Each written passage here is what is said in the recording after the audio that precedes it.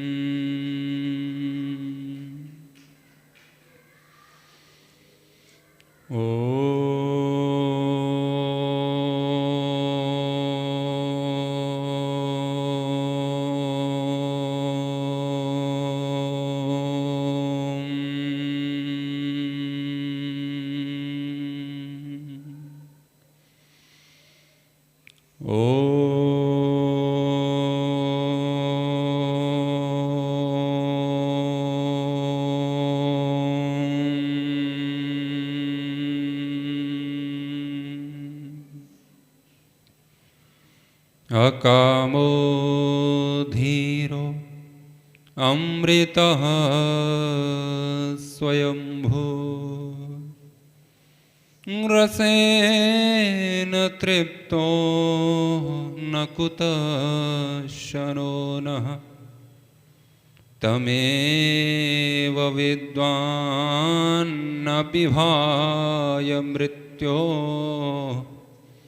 आत्मानं धीरम् अजरं युवानम् आत्मानं धीरम् अजरं युवानम्। ओम शांति शांति शांति।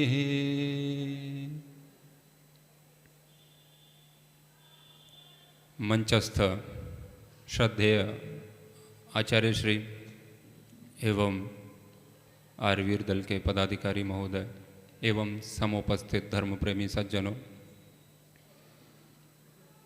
अभी आपने बहुत सुंदर सुंदर भजन का रसास्वादन किया। अभी आदरणीय आचार्य जी ट्रैक्टर चला रहे थे खेत में, पता चला आपको? मुझे पता चला। आपके जो हृदय की भूमि है उसको जोत रहे थे, है ना? आप भजन सुन रहे थे, भूल गए कि कौन सा सुना था अभी? 2 घड़ी भगवान का भजन करो, जाप करो, स्मरण करो। बहुत ही आध्यात्मिक भजन आपने सुने। तो मैं सोचता हूँ कि खाद का काम उन्होंने कर दिया है जुताई करके। अगर खेत उसके लिए तैयार है तो थोड़ा सा बीज डालने का काम करूँगा। उन्होंने रस के साथ जुताई करी है, मेरी बातों में रस नहीं आएगा, लेकिन कुछ विचार करेंगे तो उससे भविष्य में आएगा। वैसे भजन एक ऐसी विधा है जो 1 घंटे के प्रवचन को 5 मिनट में कहने की शक्ति रखती है। भजन के शब्दों पर आप ध्यान देते हैं तो भजन बहुत बड़ी चीज़ है, बहुत बड़ी चीज़ है। और यदि आप केवल संगीत पर ध्यान देते हैं तो वो कुछ देर का आनंद है। तो पिछले दिनों से हमारी कुछ चर्चाएं ऐसी चल रही हैं, तो बहुत सुंदर ढंग से आप सुन रहे हैं। दरवाज़ा बंद कर दो, अब अपनी अपनी चलेगी, उनकी उधर चलने दो। उधर भी तैयारियां चल रही हैं, वहाँ भी जोता जा रहा है। वहाँ भी युवा तैयार किए जा रहे हैं और आपको भी तैयार कर रहे हैं। तो हमारी कुछ बातें चल रही थी, निवेश कहाँ करना चाहिए। कल किस विषय में बात हुई? निवेश कहाँ करना चाहिए, समय का, धन का, तन का, मन का, जो भी है। उस विषय में मैंने कहा था कि जब तक किसी विचार पर विचार नहीं करते तब तक वो विचार हमारा विचार नहीं बनता, और जो विचार हमारा विचार नहीं है वो जीवन में क्रांति नहीं ला सकता। तो आपने मेरी बात पर विचार किया था यहाँ से जाने के बाद? आप में से कितने लोग हैं जो मेरी बात सुन के गए और उस पर विचार किया?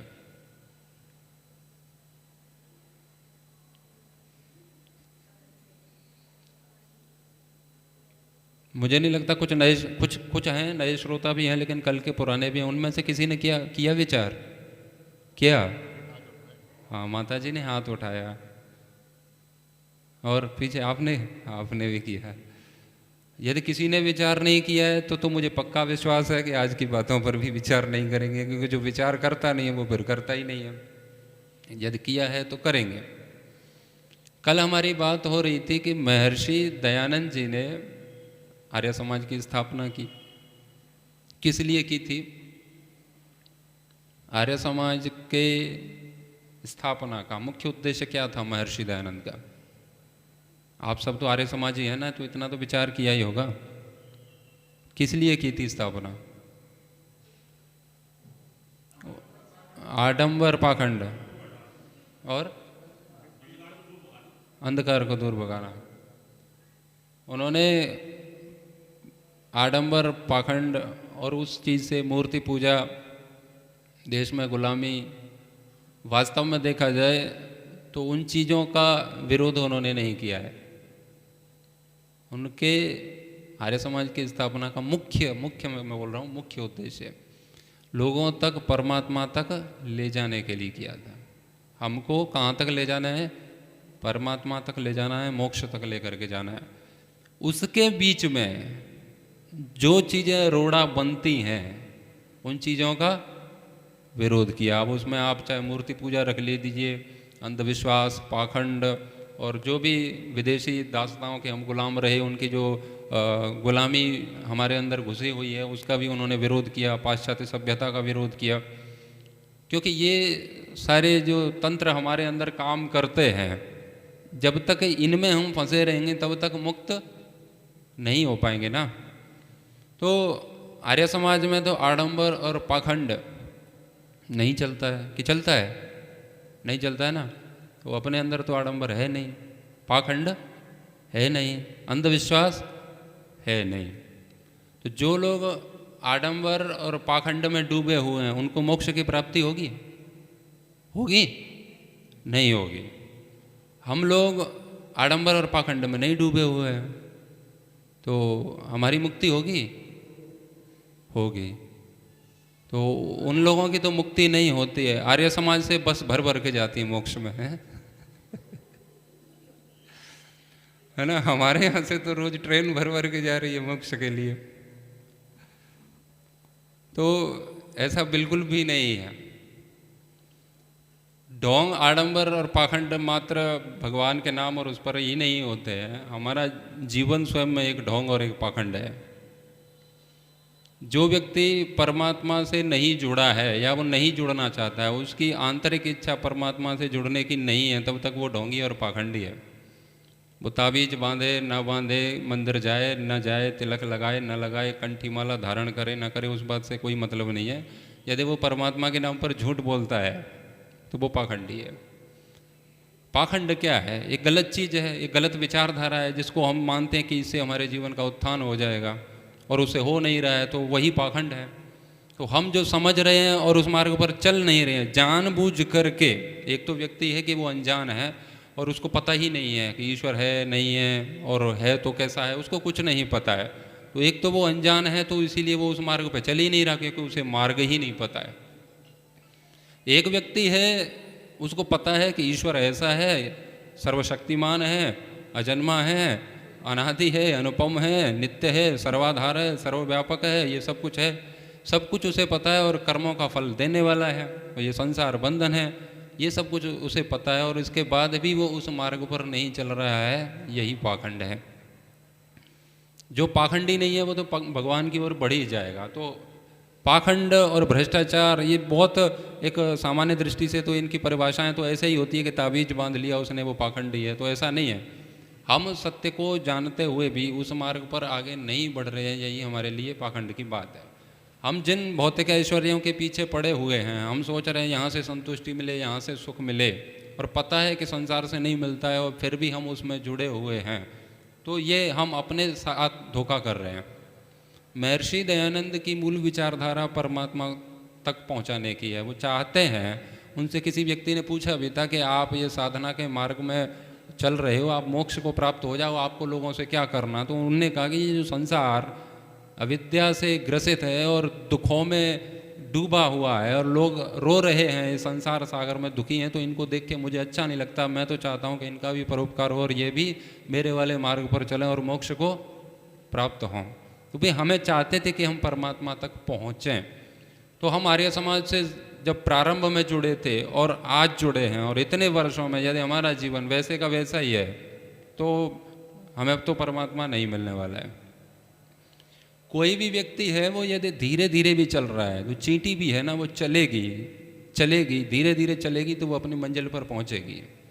और खरगोश है वो भले ही तेज दौड़ता है, वो नहीं दौड़ेगा नहीं चलेगा तो वो कहीं नहीं पहुंचेगा।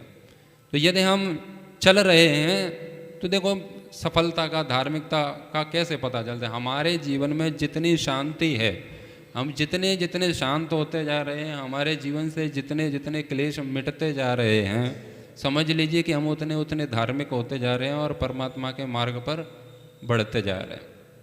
भगवान ने हमें मन दिया है, ये किस लिए दिया हमें। कल मैं बात कर रहा था सदुपयोग दुरुपयोग की, या परसों। तो भगवान ने हमें मन दिया ताकि ये मन हमें मुक्त कराए। मन, भगवत गीता आप पढ़ेंगे तो उसमें भगवान श्री कृष्ण कहते हैं कि जो व्यक्ति मन को जान लेता है, जो व्यक्ति मन को जान लेता है तो समझ लीजिए मन उसका मित्र है, और वो उसको नहीं जानता है तो वही मन उसका शत्रु है। हम किसी खोज में हैं, हर व्यक्ति मोक्ष की खोज में है, लेकिन वो जानता नहीं है कि मोक्ष क्या है। मोक्ष का अर्थ ऐसा बिल्कुल भी नहीं है जैसे कुछ लोगों की परंपराएं और धारणाएं हैं कि जैसे एक क्षीर सागर नाम आपने सुना होगा, है ना, उनके भगवान वहाँ रहते हैं तो उनकी गोद में जाके हम लेट जाएंगे तो मुक्त हो जाएंगे। जैनियों के भी एक अलग और होते हैं, ब्रह्म कमल में रहते हैं, उनका एक डिपार्टमेंट अलग है, तो मुक्त हो जाएंगे तो वहाँ पहुँच जाएंगे। और भी जो भी जिस संप्रदाय में जिसमें मजहब को मानता है उनके अलग अलग मुक्ति के स्थान हैं। वास्तव में वेद के स्वरूप में मोक्ष का क्या है, आत्मा की मुक्ति, बस सूक्ष्म शरीर से शरीर का मुक्त हो जाना, यही मोक्ष है। फिर कोई क्षीर सागर और कोई गंगा और ऐसा कुछ भी नहीं है। तो मन है, बस इस मन से छूटना ही मुक्ति है। तो इस मन का यदि हम सदुपयोग कर लेते हैं, ये पता है क्यों संतुष्ट नहीं होता है, इसके पीछे एक कारण और भी है। यदि हम जो काम कर रहे हैं और उतने में ही संतुष्ट हो जाएं तो हमारी उन्नति होगी कि नहीं होगी। जितनी चीज़ हमारे पास है और उतने में ही जिस स्थिति में हैं और हम उसी स्थिति में बने रहें तो हमारी उन्नति होगी या नहीं होगी, नहीं होगी ना। जैसे कि हम आए भजन सुन रहे हैं और प्रवचन सुन रहे हैं और यही काम करते रहे हम, या हम जो भी कर रहे हैं और इसी में संतुष्ट रहे हैं, क्या मुक्ति मिलेगी। प्रवचन सुनने से मुक्ति मिलती है, नहीं मिलती। भजन सुनने से मिलती है, नहीं मिलती। हवन करने से मिलती है, नहीं मिलती। मुक्ति तो ज्ञान से मिलेगी, बोध से मिलेगी। ये भजन प्रवचन हवन ये मुक्ति तक पहुंचाने का एक साधन है, मार्ग है। इस मार्ग पर हम चलते रहेंगे तो वहाँ पहुँचेंगे। लेकिन हम इतने में ही संतुष्ट हो गए, हमारे अंदर क्या भाव आ जाता है ना कि हमारे समाज से जुड़े हैं, देखो ये पाखंडी, ये धूर्त, ये पता नहीं उनको क्या क्या बोल करके हम अपने आप को बहुत बड़ा धर्मात्मा समझ लेते हैं कि बहुत हम आगे निकल गए। ऐसा बिल्कुल भी नहीं है। ठीक है, हम कुछ स्थितियों में हम उनसे ठीक हो सकते हैं, लेकिन जो उद्देश्य था उसकी पूर्ति तो नहीं हुई ना। आज भी हमारे अंदर ईर्ष्या है, आज भी हमारे अंदर द्वेष है, आज भी हमारे अंदर क्लेश है, बहुत सारी चीज़ें हैं, क्योंकि हम योग मार्ग पर, साधना पर आगे बढ़ नहीं रहे हैं। तो महर्षि दयानंद की जो एक इच्छा थी कि हम लोग मोक्ष तक पहुँचें, तो उनके आर्य समाज की स्थापना का जो उद्देश्य था वो हम अपने आप को निरीक्षण करें, अपना आत्मनिरीक्षण करें, और उसके बाद जो निष्कर्ष निकलता है तो उसके बाद हम देखें क्या वास्तव में उनके आर्य समाज के उद्देश्य की पूर्ति हो रही है, हो रही है। जिस मार्ग को उन्होंने बताया उस मार्ग पर हम उतने नहीं चल रहे हैं। मात्र संगठन तैयार करना या भीड़, महर्षि दयानंद एक ऐसे विचारक हैं जिनका भीड़ से कोई भी नाता नहीं है। यदि वो चाहते ना तो एक ऐसा संप्रदाय खड़ा कर सकते थे। उनके बोलने की इतनी अद्भुत क्षमता थी, उनका ज्ञान इतना उच्च स्तर का था कि जो बड़े बड़े पंडित थे उनके सामने आकर के नतमस्तक हो जाते थे।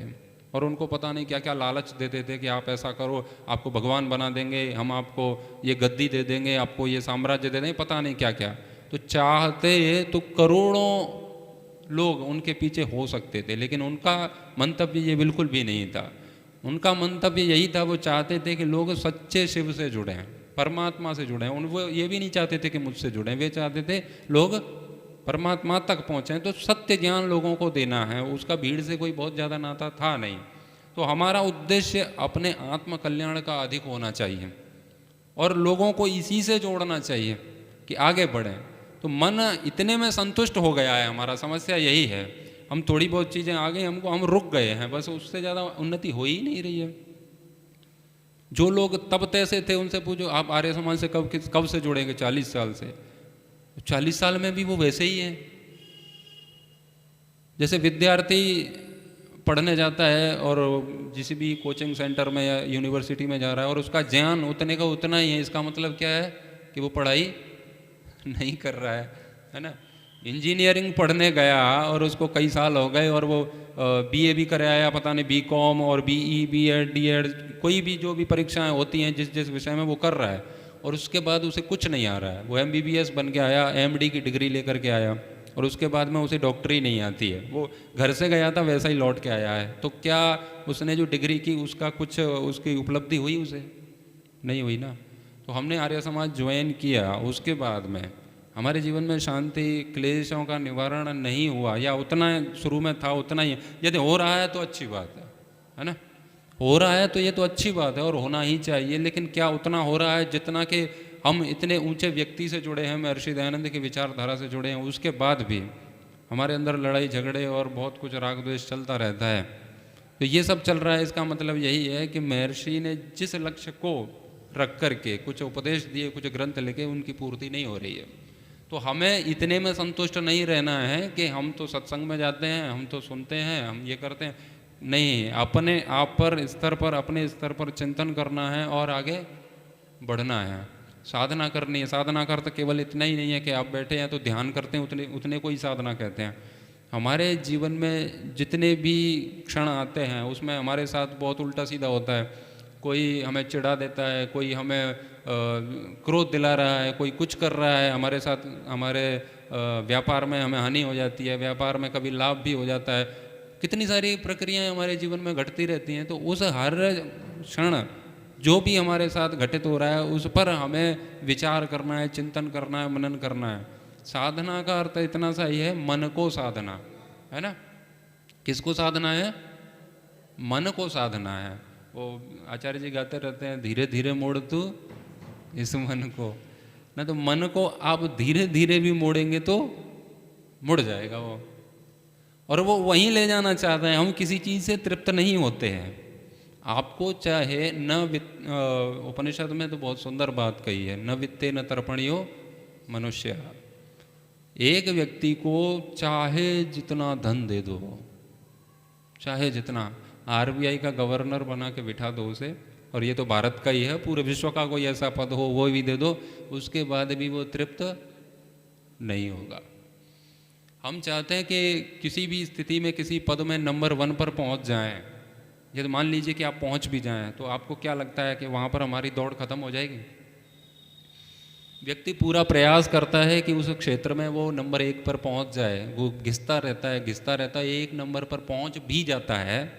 उसके बाद उसकी एक दूसरी चिंता शुरू हो जाती है। क्या?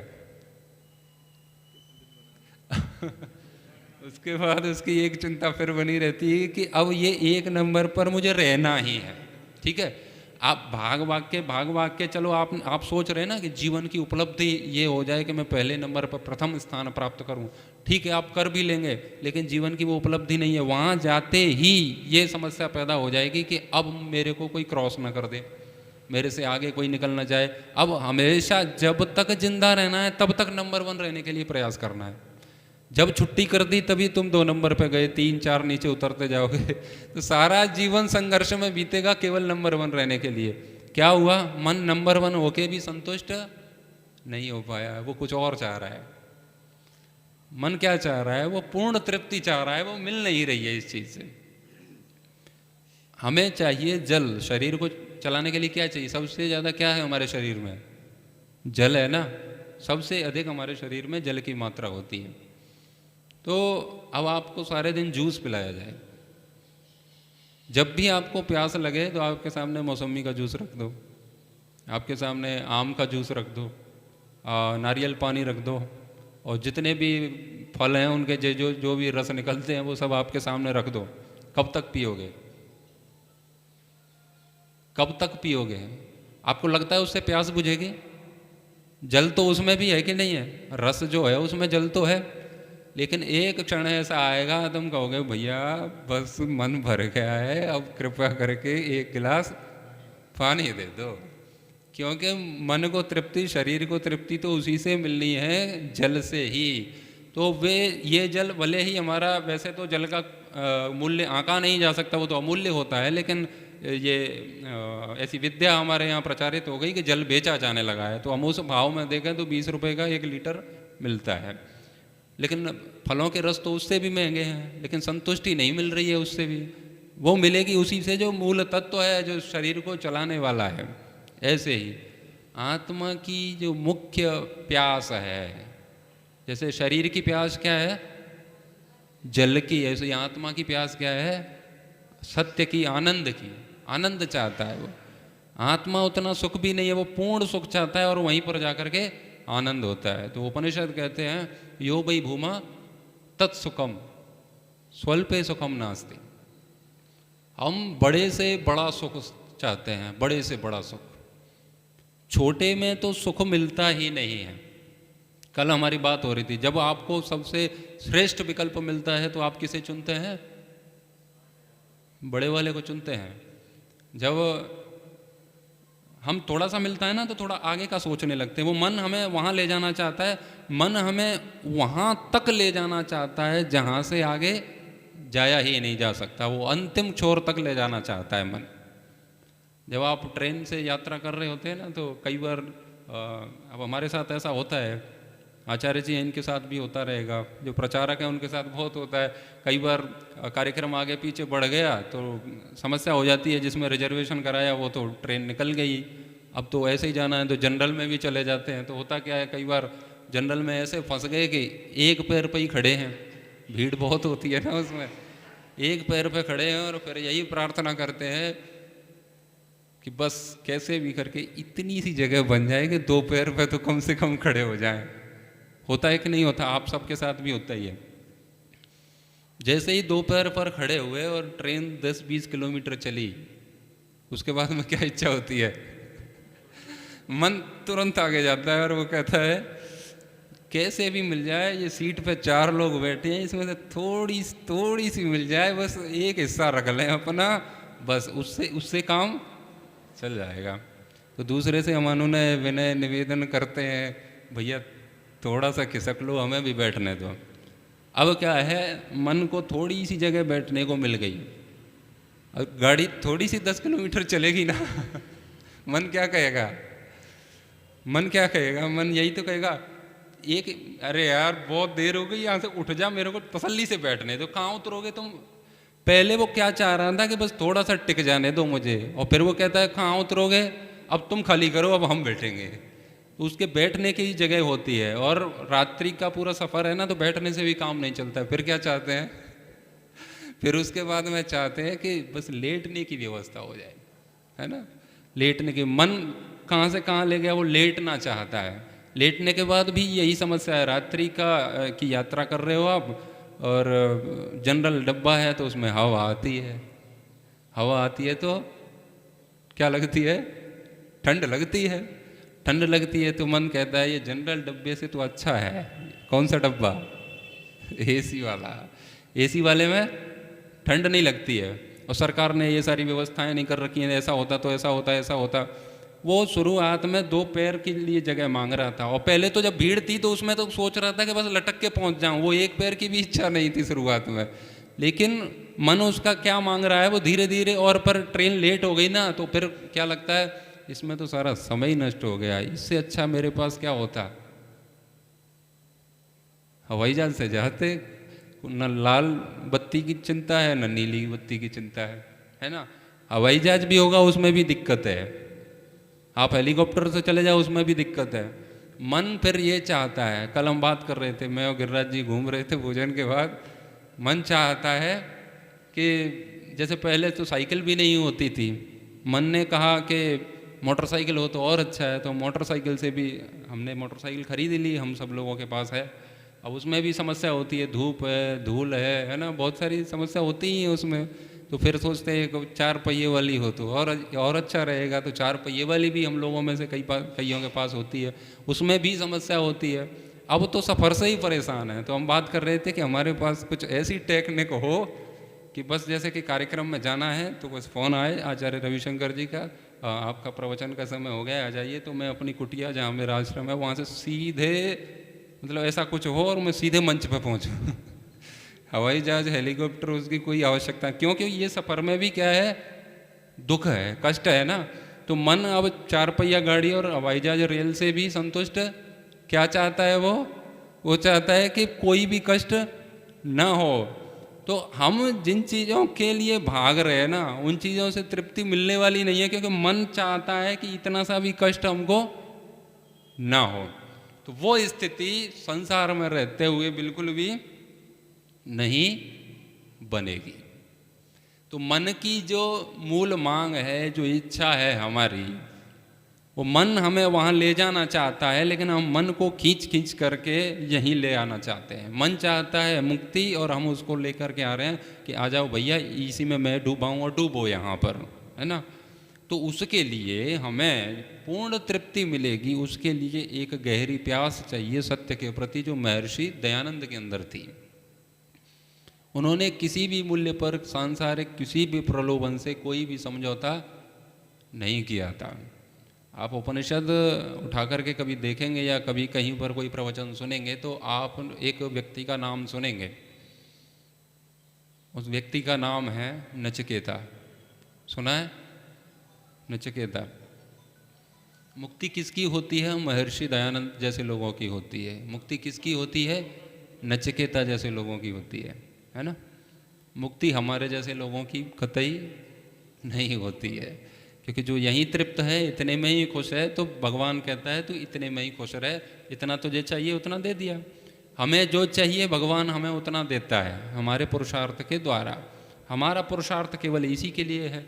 हमारे जो कर्म हैं वो संसार की प्राप्ति के लिए हैं या परमात्मा की प्राप्ति के लिए? परमात्मा की प्राप्ति के लिए।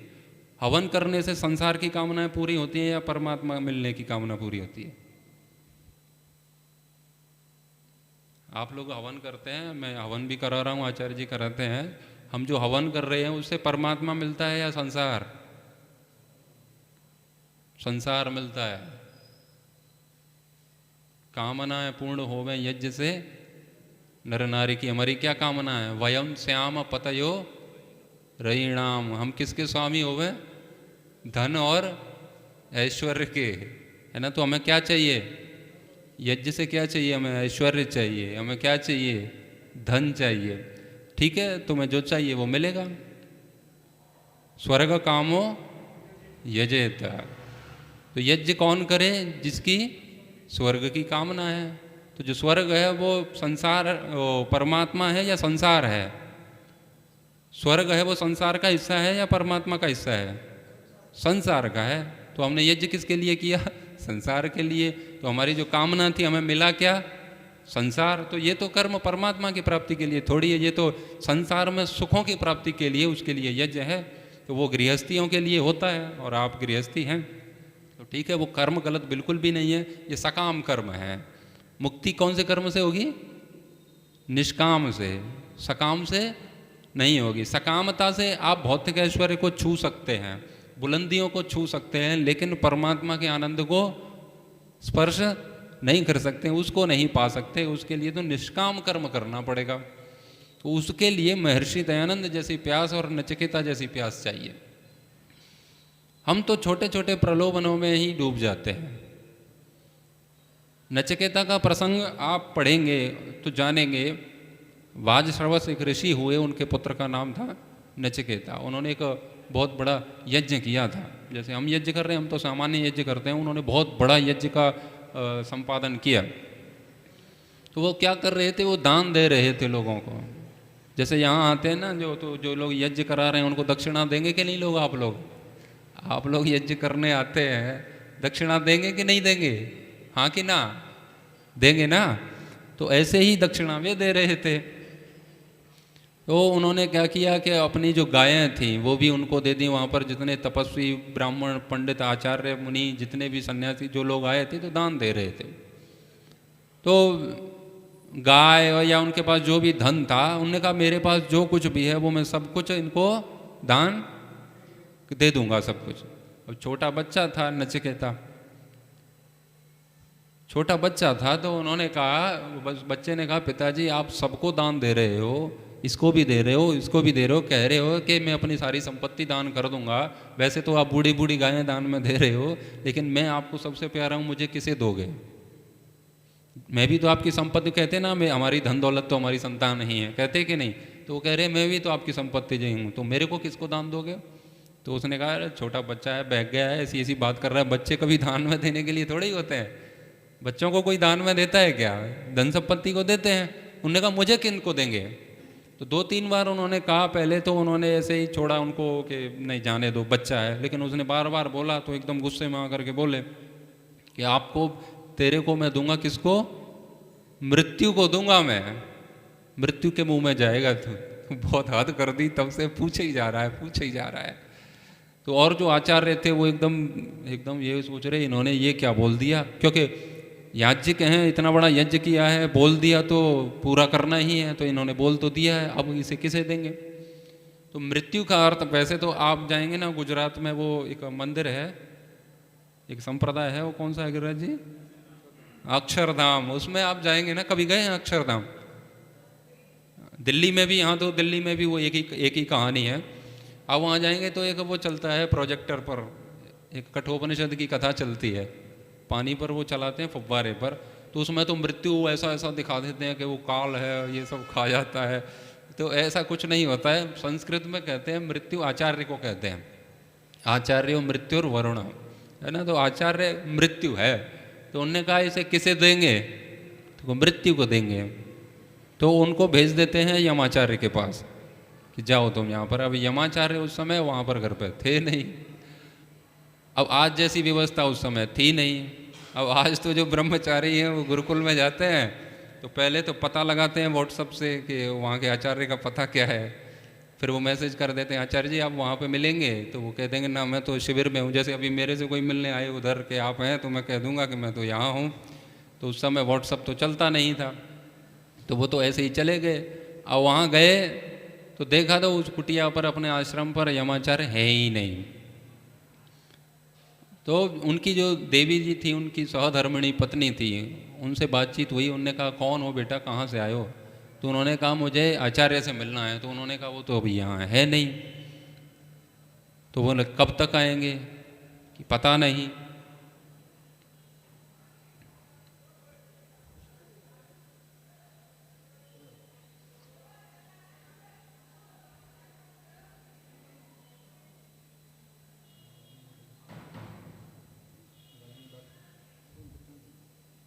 तो उन्होंने कहा कि कब तक आएंगे वो तो मुझे पता ही नहीं है। तो वो 3 दिन तक उनके दरवाजे पर भूखे ही बैठे रहे, उन्होंने भोजन भी नहीं किया। उन्होंने कहा जब तक आचार्य जी से नहीं मिल लूँगा तब तक भोजन ग्रहण नहीं करूँगा। तो फिर वहाँ पर उनमें बहुत सारा संवाद होता है और 3 दिन बाद आचार्य जी लौट करके आ जाते हैं। कहीं गए होंगे आत्मा से संबंधित ज्ञान देने के लिए, जैसे आचार्य जी जाते रहते हैं प्रचार में, ऐसे ही। तो 3 दिन बाद लौटे तो देखा एक बच्चा उनके दरवाजे पर बैठा हुआ है।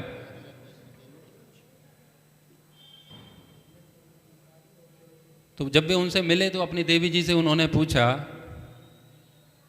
कि ये जो बालक है ये किस लिए आया? उन्होंने कहा पता नहीं, तब से जिद कर रहा है, 3 दिन से खाना नहीं खाया, कह रहा है आपसे मिल करके ही जाऊंगा। तो फिर उनसे बातचीत हुई तो उन्होंने कहा कि मेरे को तो पिताजी ने आपको ही सौंप दिया है। तो जब उनसे बहुत सारा संवाद होता है तो उसमें वे कहते हैं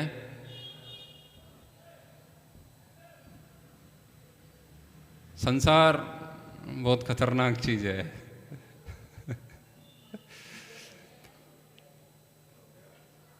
संवाद उनका चल रहा है नचिकेता का यमाचार्य से, ठीक है।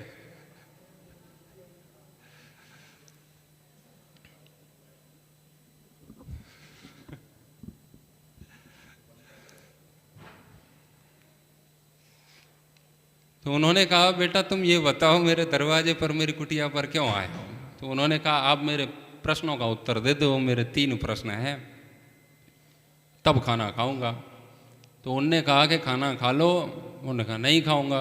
तो उनने कहा फिर ऐसा कर तू 3 प्रश्न पूछ ले, मैं तुझे उसके उत्तर दे दूंगा। क्योंकि उपनिषद में एक स्थान पर आता है कि हमारे घर पर कोई अतिथि आया हो, कोई ब्राह्मण आया हो, और उसको यदि हमने भोजन नहीं कराया तो वो हमारे पुण्यों का हरण कर ले जाता है। तो हमने जितने पुण्य किए ना उसमें से कुछ क्षीण हो जाते हैं, उपनिषद ऐसा कहते हैं। तो उन्होंने कहा भले ही आचार्य हैं लेकिन पाप पुण्य में तो है ही वो, तो उस वृत्ति में जी रहे हैं। तो उन्होंने कहा कि मेरे पुण्य क्षीण हो जाएंगे तो उसके बदले में बेटा ऐसा कर तो कुछ पूछ ले, मैं तेरे को उत्तर दे दूंगा। तो उन्होंने उसके सामने 3 प्रश्न रखे। तो पहला तो यही वरदान मांगा, वरदान था वो प्रश्न क्या। तो उन्होंने कहा 3 वरदान मांगो। तो वरदान, पहला ही वरदान उन्होंने मांगा कि पिताजी से झगड़ा होके आया है, हम जो अपना झोला उठा के चले आए हैं, पिताजी हैं हमारे नाराज, अब हम यहाँ से लौटेंगे तो वे होंगे बहुत क्रोधित, बहुत गुस्से में लाल पीले हो रहे होंगे। तो आप ऐसा कुछ कर दो कि मैं यहाँ से लौटूं और मेरे पिताजी मुझे प्रेम से स्वीकार करें, मेरे साथ लड़ाई झगड़ा न करें। अब जैसे आज होते तो आज तो यही कह देते कि आचार्य जी आपको हमारे पिताजी बहुत मानते हैं, एक बार फ़ोन करके उनसे कह दो कि गुरुकुल में आ गया है बच्चा, कोई बात नहीं है, मैं इसे कुछ समझा बुझा दूंगा, वो आएगा, आप उसे प्यार से रख लेना। अब उस समय की उनकी जो व्यवस्था रही होंगी वैसा उन्होंने वरदान दे दिया। तो उनने कहा फिर दूसरा वरदान मांगो। तो दूसरे वरदान में तो वो नचिकेत अग्नि की बात है। तो वो तीसरा जो ब्रह्मचर्य से गृहस्थ की जो संधि होती है और गृहस्थ से वानप्रस्थ की जो संधि होती है, वानप्रस्थ से संन्यास की जो संधि होती है, उनके विषय में बताया। और वास्तव में मूल बात थी तीसरे वाली, तो दोनों के विषय में उन्होंने बता दिया। इन बच्चों को शांत कर लो।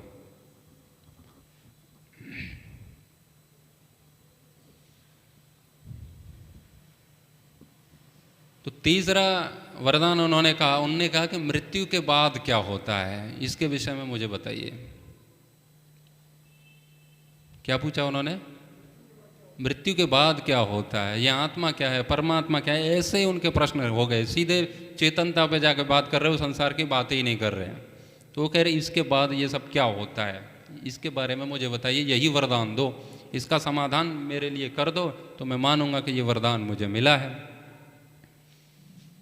तो आचार्य कहते हैं कि बेटा तेरे खेलने कूदने के दिन हैं, तो जा मेला कर, लॉलीपॉप खा, थोड़ा सा घूम फिर, है ना। आज की भाषा में होते तो यही बोलते, उपनिषद की थोड़ी दूसरी भाषा है।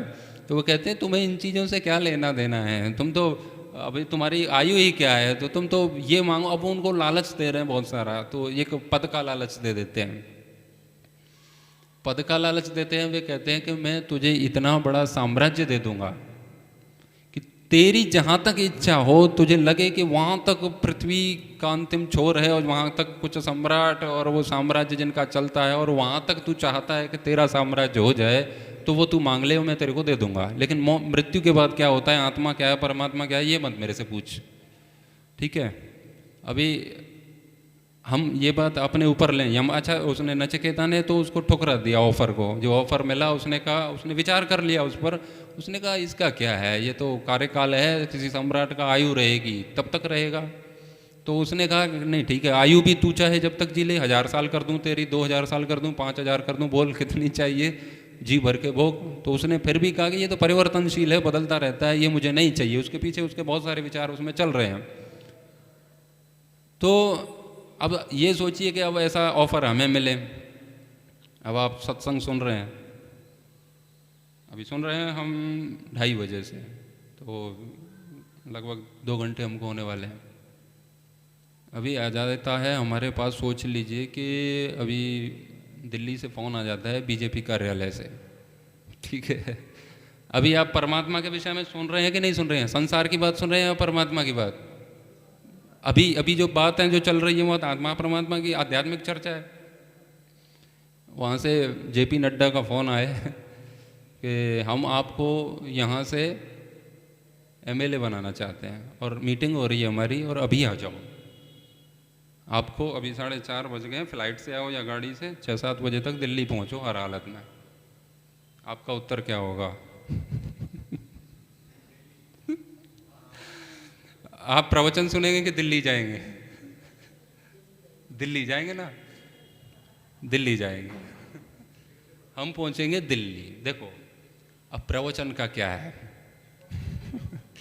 फिर सुन लेंगे। ये कहाँ से आए हैं? प्रशांत जी मुरैना से, रविशंकर जी के मित्र हैं, इनसे फ़ोन करवा देंगे, ये फिर आ जाएंगे। ठीक है, ये तो कहीं जाने वाले हैं नहीं, और ना भी आएंगे तो मुरैना कोई दूर नहीं है, ये तो यहीं रहते हैं। दिल्ली से फ़ोन तो बार बार आने वाले नहीं हैं, तो क्यों ना एमपी बन लिया जाए, क्यों ना एमएलए बन लिया जाए। एमपी एमएलए तो दूर की बात है, यहाँ आपको कोई पार्षद भी बना दे तो भगदड़ मच जाएगी। होगी कि नहीं होगी? तो ऐसे हम जैसे लोगों के, आप में से मैं भी हूँ, हम सब एक ही हैं। बस मैं बता रहा हूँ इसीलिए आपके अपोजिट बैठा हूँ, हम सब एक ही हैं। तो हमारी तो स्थिति यही है। तो मैं समझा रहा था कि हम जैसे लोगों के लिए ईश्वर नहीं है। हाँ, हम उनके भजन सुन सकते हैं, हम उनके विषय में बात कर सकते हैं, वो ठीक है। हमारी वो स्थिति नहीं है, तब तक यही करते रहें, क्योंकि कुछ लोग तो ये भी नहीं कर रहे हैं। तो हम ये कर रहे हैं तो आगे बढ़ रहे हैं, ये अच्छी बात है, लेकिन स्पीड से बढ़ें तो अच्छा है। हर व्यक्ति गति चाहता है कि जल्दी चलो, जल्दी बढ़ो, जल्दी बढ़ो। तो बढ़ते चलो, बढ़ते चलो, तो हमारी गति बढ़े तो और अच्छी बात है। उन्होंने और भी ऑफ़र दिए कई सारे उनको। उनने कहा कि तुम अभी युवक भी हो जाएगा, तू वरदान मांगता है तो चल तेरे को जवानी भी दे देते हैं। और जितनी सुंदर सुंदर स्त्रियां जो सम्राटों के पास नहीं है, ऐसी स्त्रियां मैं तुमको दे सकता हूँ। ठीक है, अब वो पुरुष थे इसीलिए स्त्रियों का वरदान दिया। यदि नचिकेता के स्थान पर कोई लड़की कन्या होती तो उनको पुरुष का वरदान देते कि तुम्हें जो चाहिए, जैसा भी सम्राट जो राजकुमार हैं आप छांट लो, एक नहीं और चाहिए तो और बताओ। तो हम दोनों में से ही हमारे अंदर क्या होगा? हम तो उनके सबसे सुंदर जो हो वो बता दे, मैं तेरे को दिलवा दूंगा, यही वरदान मैं तेरे को देता हूँ अगर चाहिए तो हम पहले तो जिसके जो दिमाग में होगा तो उसका नाम ले देगा कि मुझे तो उससे दिलवा दो, उसे मेरी रानी बना दो, उसे मेरा राजा बना दो। नहीं जानते हैं तो गूगल करेंगे, भारत की सबसे सुंदरी कौन है, भारत का सबसे सुंदर व्यक्ति कौन है ना। हम तो झटपट इसी में लगेंगे। और यमाचार्य तो बस यही कर रहे थे ना। यमाचार्य तो क्या कर रहे थे, उनकी परीक्षा ले रहे थे। तो उन्होंने कहा ये क्या है, शरीर का क्या है, इसके अंदर क्या सच्चाई है? कोई सच्चाई नहीं है। 4 दिन बाद बीमार पड़ जाता है, झुर्रियाँ पड़ जाती हैं। जो अच्छे से दिखने वाले हैं वो बिस्तर से उठते हैं तो भूत जैसे दिखते हैं। तो शरीर में कोई बहुत ज़्यादा दम नहीं है। उन्होंने कहा ऐसा करो, ये लॉलीपॉप मुझे मत पकड़ाओ। ठीक है, वो उपनिषद में ऐसा नहीं कहा, ऐसा मैं कह रहा हूँ, लेकिन उनके भाव यही है। वे कह रहे हैं आचार्य जी क्यों पहेलियाँ बुझा रहे हो, स्त्री ले ले, पुरुष ले ले, पैसा ले ले, पद ले ले, प्रतिष्ठा ले ले, ये सब जानने नहीं आया हूँ मैं इधर। मैं जो पूछने आया हूँ उसका उत्तर दो, वो वरदान दो मेरे को। आत्मा से नीचे तो अपन सुनने का ही नहीं है। नचिकेता कह रहा है आत्मा से नीचे की तो अब बात ही नहीं होगी इधर। आपको वरदान देना है, ये बताओ कि मरने के बाद क्या होता है, बस इससे नीचे समझौता नहीं है। तो जो मोह माया में फंसे हुए हैं उनके लिए परमात्मा बिल्कुल भी नहीं है। हमारे सामने तो यदि परमात्मा स्वयं आकर के ये विकल्प रख दे कि एक तो मैं हूँ और एक ये है आरबीआई से नए नोट छपे हैं और एक ट्रेन का डब्बा फुल है, अब आपको इसमें से जो चाहिए वो ले जाओ। हम डब्बे की ओर भागेंगे बिना सोचे समझे। भागेंगे कि नहीं भागेंगे? पैसा बोलता है, पैसे में ताकत होती है ना। कहते हैं ना पैसा पैसे को खींचता है। अच्छा, परमात्मा तो मरने वाला है नहीं कि मर जाएगा? नहीं मरने वाला ना। सरकार भी नहीं बदलनी है उसकी। और नोट का तो ये है कि नोटबंदी भी हो जाए, पुराना वाला बंद भी हो सकता है। तो पता नहीं, अभी जो मिल गया है उसका भोग कर लो, जितना करना है कर लो। इससे ये खरीद लूँगा, इससे वो खरीद लूँगा। हमारे पास हज़ारों ऑप्शन है, विकल्प हैं। कल मैं कह रहा था कि जिसके पास विकल्प है उसके पास परमात्मा नहीं है, बाकी सब कुछ है। परमात्मा एकदम निर्विकल्प स्थिति के लिए है। तो महर्षि दयानंद ने जिस बात के लिए आर्य समाज की स्थापना की, क्योंकि उन्होंने ईश्वर के आनंद को जाना, ईश्वर के आनंद को चखा, उसके लिए उन्होंने त्याग किया, संघर्ष किया, तप किया और उन्होंने जाना वास्तव में कि ये संसार है दो कौड़ी का है, इसमें कोई भी रस नहीं है, ये नीरस है। रस तो केवल परमात्मा में है। रसो वही सह, वही है, तृप्त है वो। जैसे अभी मैं जो मंत्र बोलता रसे न तृप्तो, रस से परमात्मा तृप्त है, और जो उससे मिल जाएगा वो भी तृप्त हो जाएगा। तो तृप्ति की जो मैं बात कर रहा था कि जो मन को जो तृप्ति मिलेगी, तो परमात्मा जो रस से परिपूर्ण है उसमें हम डूब जाएंगे, उससे हमारा साक्षात्कार हो जाएगा, तभी पूर्ण तृप्ति मिलेगी। नहीं तो हम ऐसे ही चक्कर, वो कहते हैं ना एक कि चक्की पीसिंग, तो चक्की पीस रहे हैं, पीसते रहेंगे तो दुखों की चक्की में हम पिसते रहेंगे। तो आपने मेरी बात को सुना, आप सभी का बहुत बहुत धन्यवाद। ओम।